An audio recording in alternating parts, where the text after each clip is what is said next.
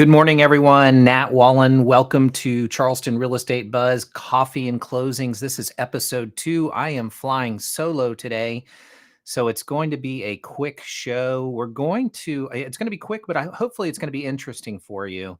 What we're going to do is we're going to look at Daniel Island today. And if you're not familiar, Daniel Island, let me just kind of show you where it is in the world. But Daniel Island is a very popular place. It's interesting in that it didn't come into existence until the 526 half loop around Charleston was built. So this is Charleston, this is Mount Pleasant, this is West Ashley, and if you can see, there's an interstate system here that's kind of a half circle almost, and that's 526. And what happened was this opened up this part of town in the late 90s and early 2000s. Houses were starting to be built out here. This land was originally owned by the Guggenheim family, and it was a hunting track. And this was right around the time that urban planning became a thing. And Daniel Island, they came in and they said, okay, well, let's just not, sell off parcels of land and build regular neighborhoods. Let's build an entire town. And that's what we have here. In fact, let me show you what it looks like here. So this is some footage I shot a couple of months ago. That's the 526 overpass, the bridge over the Wando River. And Daniel Island, like I said, they created this entire town. This is the women's professional tennis stadium here. They have lots of things that they do there other than tennis. I think Elton John may have played there, but they have concerts. It's a really, really nice place. Daniel Island, for the most part, is one of the best values for the money when it comes to living in a community. So if you think about the homeowners association dues, they're like $1,000 a year. Don't quote me on that. I need to verify. But last time I sold a property out there, I looked at it and I think it was $1,000 a year. And they put on concerts in the park and all types of, massive garage sale events and just all kinds of things. And the island is interesting in that it is, like I said, a kind of a baked in town. And I normally tell people you can do pretty much anything on Daniel Island other than get surgery and go to a movie. So there's lots happening, like I said, on Daniel Island. Let's jump into the content. Again, I'm going to try to be quick today. So this is, there we go. So we'll start with the neighborly news. What's new on Daniel Island? This is not necessarily brand new, but if you haven't been there for a while, the waterfront has been expanding, and the waterfront started out as the sales center. It's right on the Wando River. And this image that we're looking at here actually used to be a little park that was actually kind of cool. It was shaped like the Charleston map, and there were little, areas for water where kids could kind of play. And it was kind of like, okay, I'm going to jump over this little bridge and be in North Charleston. Now I'm going to go to Mount Pleasant. It was kind of this cool interactive map with water in between it. But they have since changed it, and they have new plans coming as well. So this area in the distance here is some new green space. Let's take a look here. So all of this, they were waiting for the right partner. So Daniel Island, like I said, it started developing in the 90s, late 90s, 98, 99. The first houses started to appear in early 2000. And this area had always been just kind of reserved until they found the right partner. And Daniel Island, for the most part, is built out. So they are focusing in on this one little area. It's called the Waterfront. They've created a marina. They have an outdoor event lawn space that's going to be kind of developed this summer. They're planning on an upscale riverfront restaurant as well. And this area here is that park that I was showing you. And then we've got, the Wando River here. And this is really kind of cool. I actually just sold this unit, or it's in the process of being built. So we have it under contract, but it's the third floor unit. Actually, it's this one right here. It's the third floor unit, and it's looking out over in this direction. They got the corner unit, and one of the things that we had to do was, so I grew up kind of, in Mount Pleasant, where they built the Ports Authority. And one thing we did have to talk about is light pollution, because the Ports Authority is kind of right in this view, and it's really interesting during the day. But at night, it's going to be lit up because they unload these ships every day and night. So that was something that we talked about. They concluded that they'll get some good blinds. I don't think it's going to be crazy, but that's the type of stuff we have to kind of look out for. But these are all high-end condos, between 1.7 and 2.5. And these right here are really kind of cool. They're duplexes. So there's like a split wall here. There's only a couple of them. I think these are duplexes, and these are duplexes. So 2,500 square foot on one side, 2,500 square feet on the other. And it's starting to develop. And a company I think that their name is called East West. And so they're all over the place.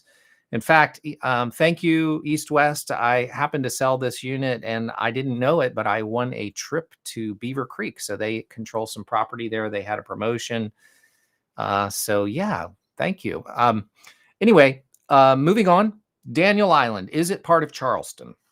Well, we looked at it on the map, and let's go back here. If we look at the map one more time, oh, you don't want to see that, do you? Here we go.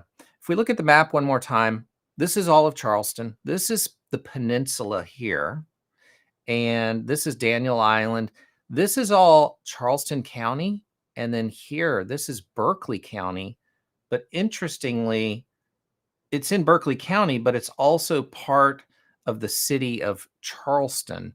So it is in the city of Charleston. The city of Charleston controls the fire department out there, the police, and they actually built 3 new schools in an area that's kind of nearby.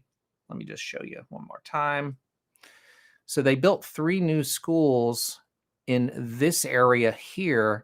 And what's happening, it's very interesting. So as I mentioned before, Daniel Island is built out and pressure is happening. So this is Clements Ferry Road here. This is the backside of Mount Pleasant. So we're looking at Rivertown here, Daniel Island here. And what's happening in the Charleston real estate market is, Mount Pleasant is almost built out as well. So what's happening is there's lots of activity happening up and down this road. And as I mentioned, this is actually called Point Hope here, but they built 3 new schools here to support everything that's happening out here. So if you're looking for where's the next growth corridor, this is one of them for sure. There are more inland, of course, in the Somerville area, but this has just kind of been interesting to watch because first off, this didn't exist when I started in real estate. This was the Guggenheim's, hunting tract. And then they built this bridge. And then, of course, here comes Daniel Island. It takes 20 years to develop. They're putting the last nail in the last house today almost. And since then, we've seen lots of growth up and down through this area and even deeper into what's an area called Hugie. So let's jump back in.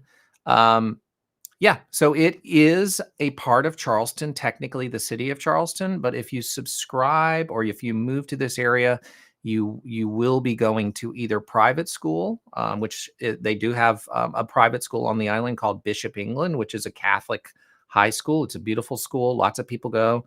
And then also we have the new Philip Simmons Elementary, Middle, and High, which I showed you on the map. And those will be Berkeley County schools, so different school district. All right, what's happening real estate wise, moving right along? What I did is I ran a hot sheet and I looked at the past 5 days on Daniel Island. 4 properties went under contract. So this is the top and the bottom are both condos. And then obviously the middle properties are homes for sale. So there's activity happening for sure. And then we also had some properties, and this is kind of telling of the market as well. So these people canceled. So they decided to come off of the market. Now, I don't know these folks. They could have, just decided, hey, we don't need to move anymore. But a lot of times, what happens is people, they don't get what they're expecting when they're moving, and they decide, okay, well, this is not the right time. I'm not sure again what happened with these folks, but the top two are obviously houses. And the top house is actually on the park side of Daniel Island, which we'll get into in a moment. And anyway, the bottom is a condo that's close to the waterfront, as I mentioned before. They came off the market. So that's saying that not everything is selling. And then we did have two closings in the past 5 days. And this is interesting. So if you see the top one on Blakeway, that is not a normal price range for Daniel Island. But when they developed Daniel Island, part of the requirement by county code or city code or whatever this, the mayor of Charleston kind of, added there is they wanted to make sure that there were parts of Daniel Island that were accessible to everyone. And I've sold a couple of properties out here. A friend of mine from high school is a police officer, so kind of Homes for Heroes type program, where they, are public servants or, they're on a limited income. Well, they set aside parcels of Daniel Island so teachers and people like that can enjoy Daniel Island as well, which I think is very cool. And then this 4,000 square foot house that was 4,750,000 sold. That was on the park side of Daniel Island. And like I said, 3 homes came off of the market. So that's what's happening in the past 5 days on Daniel Island. And if we move forward, we can kind of take a look at the comparison between this year and last year. So we're looking at the March box here on the left-hand side. As of last year, there were 24 new properties that came on the market in March, and 31 this year. 31 this year.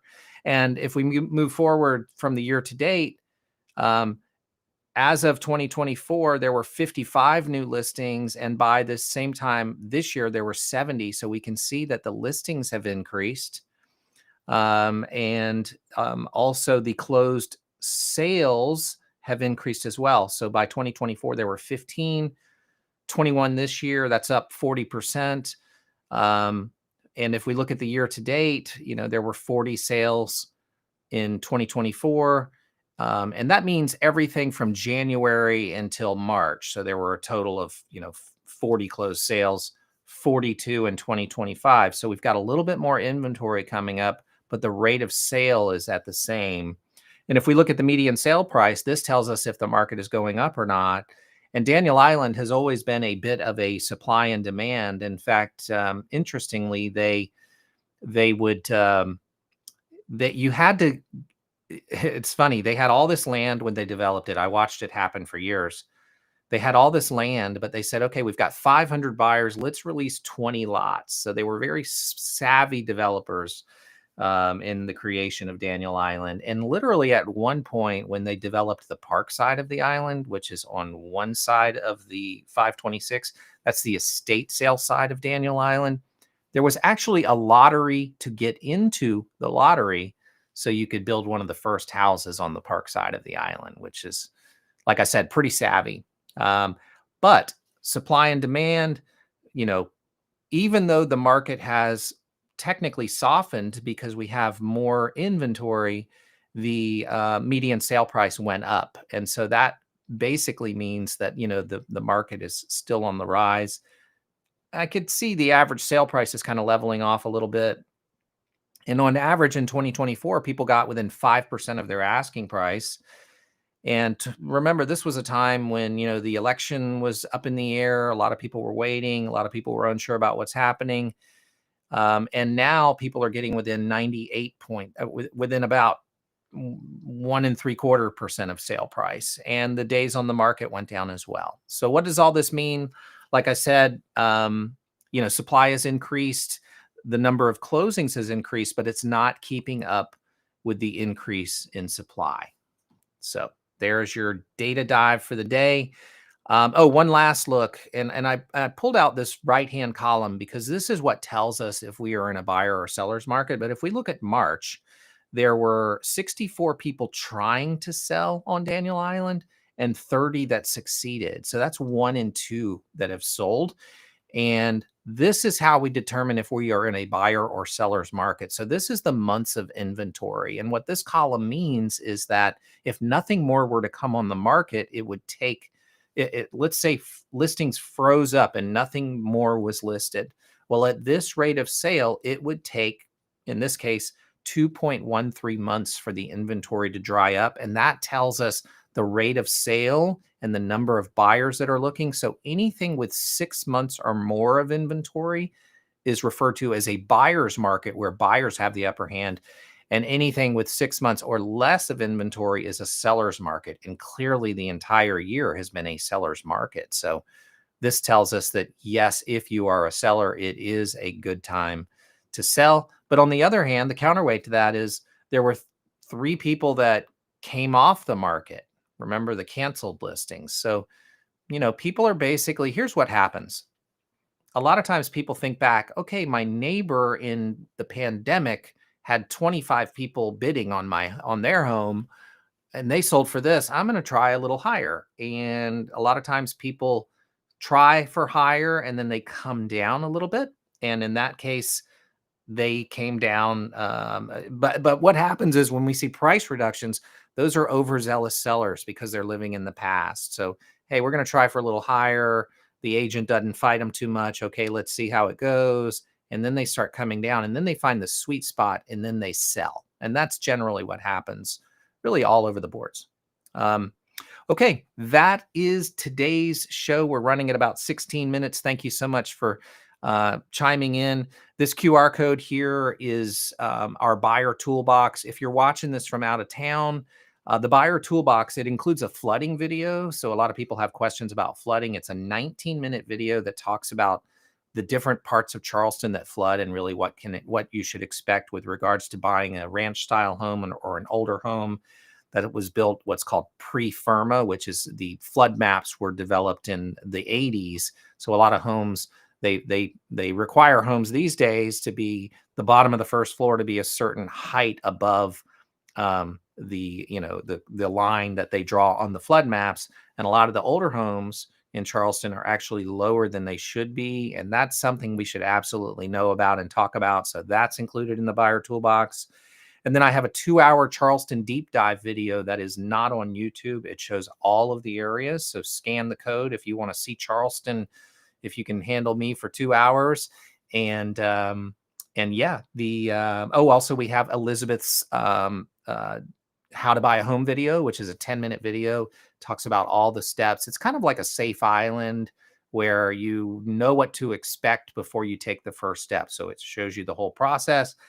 And then these driving tours I created so you can use your phone and just see all the different parts of town. And I created about 15 stops for each part of town to where you can take a little loop of Mount Pleasant and not just see all of Mount Pleasant, but you'll also enjoy Charleston at the same time. So if you're watching this on YouTube after the fact, there's also a link in the description. And again, thank you so much for tuning in. And I hope you guys have a wonderful day and tune in tomorrow and we'll see you then. Thank you so much for joining Coffee and Closings.